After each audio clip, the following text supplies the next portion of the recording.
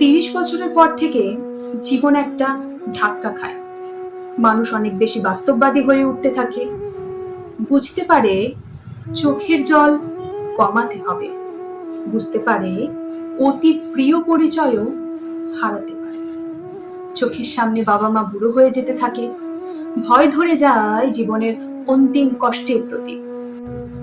Career গোছানোর চাপ, অন্যদিকে সাংসারিক জীবন, দুটোকেই পরিপূর্ণ ব্যালেন্সড করে চলতে গিয়ে হাঁপ ধরে আসে। রক্ত গরম করা প্রতিবাদ মুখরতা বাসে ট্রেনে ক্লান্ত হয়। মুখ খুলতে গেলে মনে হয় চুপ থাকাই ভালো। শারীরিক জটিলতা বাড়ে। সন্তান ধারণের উপযুক্ত বয়স। 30 বছরের পর মানুষ আর নিজের কথা তেমন কাউকে বলতে চায় না। বুকের ভেতর একটা শৈশব নিয়ে ঘুরে বেড়ায়। গান শুনতে শুনতে ঘুম পায়। ঘুম না পেলে জোর করে চোখ বন্ধ করে রাখে। পুরনো বন্ধু বিসর্জন দিয়ে গটগট করে হেঁটে চলে যায়।